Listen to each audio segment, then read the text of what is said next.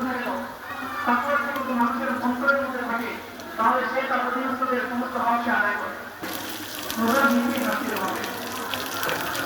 যেমন আল্লাহ তাআলা কোরআনে পাকের এক আয়াতের মধ্যে ইরশাদ করেন, ইয়া আইয়ুহান নাসু উবুদু রাব্বাকুম আল্লাযী খালাকাকুম ওয়াল্লাযীনা মিন ক্বাবলিকুম লাআল্লাকুম তাত্তাকুন।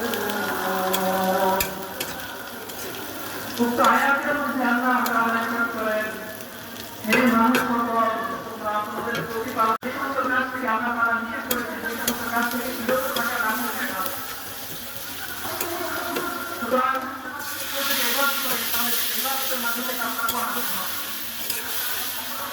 অপরের আয়াতের মধ্যে আল্লাহ বলেন, হে মুমিনগণ, সেই রোজা আল্লাহ তাআলা তোমাদেরকে যে রোজা তাদেরকে ধারণ করেছেন তোমাদের সব ওদের কথা মানে রোজা আদায় করেছেন সুতরাং রোজা বলে রাখো যেখান থেকে পবিত্র হয়েছে আল্লাহ রোজা খাদ্য ইবাদত এর মাধ্যমে আমাদের তাকওয়া হাসিল হবে। সুতরাং কিতাব নম্বর আছে আল্লাহ তাআলা বলে বলেছেন ওয়াসনা আলা রাসূলিহি সাল্লাল্লাহু আলাইহি ওয়াসাল্লাম ওয়া লা তাতাবি'u মা তাতাওয়া বিকুম আন সাবিলি যালিকুম ওয়া'আবু বিহি লা'আল্লাকুম তাত্তাকুন ওয়া লা তাতাবি'u সুবুলা একাধিক পথ তোমরা অনুসরণ করো না।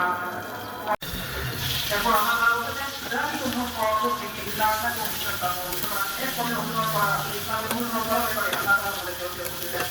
সুতরাং এই আয়াতগুলো দ্বারা বুঝতে পারলাম ইবাদত করার মাধ্যমে আমরা তাকওয়া হাসিল করতে পারি। তাকওয়া হাসিল করার আরেকটা পর্যায় হচ্ছে আল্লাহ তাআলার ইবাদত করা। এখন এই বিষয়টা হচ্ছে তাকওয়া এর স্তর কোথায়, তাকওয়া যদি বান্দার থাকে তাকওয়ার স্থানটা কোথায়। এক হাদিসের মধ্যে নবী সাল্লাল্লাহু আলাইহি ওয়াসাল্লাম বলেছেন তাকওয়ার স্থান হচ্ছে আল্লাহর অন্তর। বান্দার অন্তরের মধ্যে তাকওয়া থাকে, অর্থাৎ আমার অন্তরের মধ্যে যদি তাকওয়া থাকে তাহলে সেই তাকওয়া আমাকে গুনাহ কাজ থেকে বিরত রাখবে।